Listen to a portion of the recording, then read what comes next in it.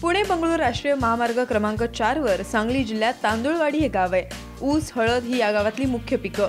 गावातल्या आनंदराव पाटील यांच्याकडे 10 एकर शेती आहे। यापैकी 4 एकरांवर गेल्या 25 वर्षांपेक्षा जास्त काळ ते ऊसाचं पीक घेतात। बीकॉम पर्यंत शिक्षण घेतल्यानंतर नोकरी शोधण्याऐवजी आनंदराव पाटील यांनी शेती करण्याला प्राधान्य दिलं। 87 सालापासून मी शेती व्यवसायामध्ये झोकून घेतलेले आहे। नोकरीच्या पाठीमागे न लागता पूर्णपणे शेतीत उतरलेलं आहे आणि 87 सालापासून ऊस शेतीवरती वाढीचं उत्पादन कसं घेता येईल याकडे लक्ष दिलं। मी प्रथम 88 साली 75-27 जातीच्या ऊसाची लागण केली आणि त्या ऊसाचं उत्पादन माझं आणि माझ्या भागातल्या शेतकऱ्यांचं एकरी 100 टनापर्यंत सुद्धा गेलं। आनंदरावांनी वडिलांच्या निधनानंतर शेतीची धुरा सांभाळली। आपले बंधू सर्जेराव यांच्या मदतीने शेतीत त्यांनी प्रयोगांना सुरुवात केली। उत्पादनातलं सातत्य राखण्यातही मोठं यश मिळवलं। 94 ते आज 2013 पर्यंत सुद्धा प्रत्येक वर्षी अडसाली या लागणीचं उत्पादन प्रति एकरी 100च्या वरती मिळू लागलं। तसेच मी 2008-9ला ऊसाची नवीन 0265 फुले या जातीची निवड केली आणि त्याची 3.5 एकरावरती लागण केली। 4.5 फूट रुंद सरीचा अवलंब करून आणि त्यामध्ये माझ्या जीवनामधील अतिउच्च उत्पादन पर एकर 140 टनाप्रमाणे मिळालं। 3.5 एकरात 500 टन इतका 265 जातीच्या ऊसाचं उत्पादन मिळालेलं आहे।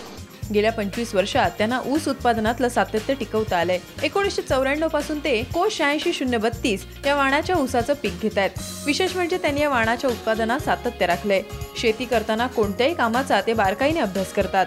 तर शेतीकडून घेत जाण्यापेक्षा शेतीलाही देत गेलं पाहिजे।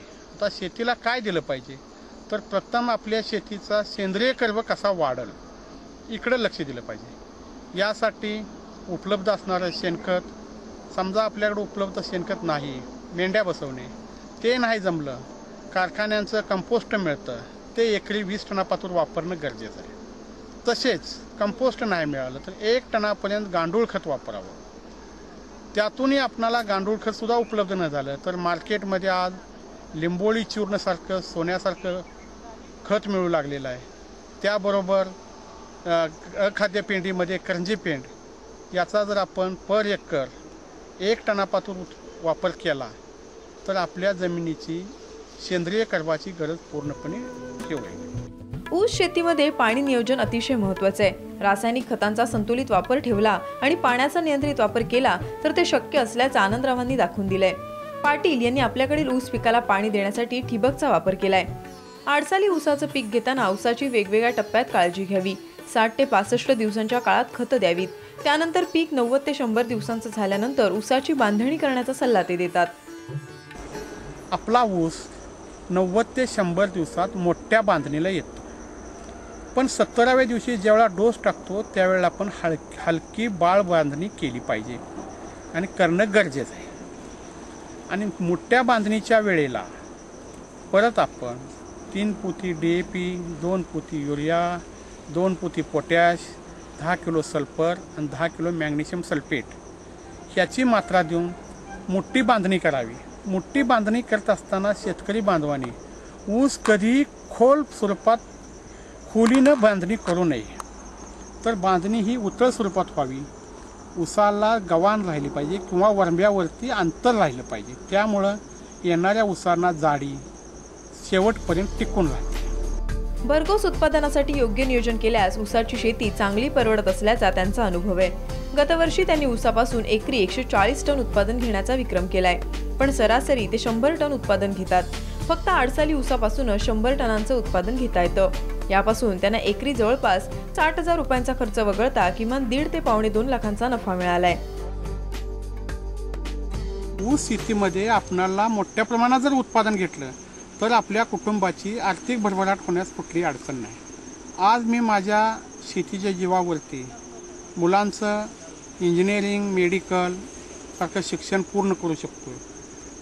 त्याचबरोबर जमिनीची सुधारणा झालेली आहे आणि हे करत असतानाच व्यापारी दृष्टिकोनाचा विचार करून सध्या अलीकडल्या काळात मी हळद आणि केळी पिकाचा अवलंब केलेला आहे।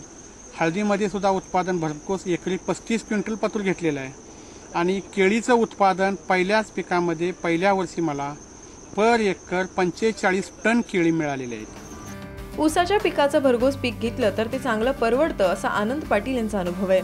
एकात्मिक पद्धतीने सेंद्रिय आणि रासायनिक पीक नियोजन करण्यावर पाटील यांचा भर असतो. गेल्या 25 वर्षांपासून ते वारणा कारखान्याला ऊस देत आहेत. ऊसाच्या उत्पादनात सातत्य राखण्यात त्यांना यश आलंय. आपल्या जमिनीचं आणि पिकाचं आरोग्य जपलं तर पिकापासून नक्की नफा मिळेल असा त्यांचा विश्वास आहे. प्रत्येक शेतकऱ्याने शेती करताना वेड होऊन काम करावं असा संदेश त्यांनी दिलाय. शेती ही जादूची कांडी नसून त्यात सातत्य हवं असंच आनंदरावांचं म्हणणं आहे. आनंदरावांसारख्या देशातल्या कोट्यावधी पोशिंद्यांच्या जीवावर आपला देश चाललाय. देशाच्या पोशिंद्या शेतकऱ्यांना साम ॲग्रोवनचा त्रिवार सलाम. विजय पाटील, ब्युरो रिपोर्ट, साम टीव्ही, सांगली.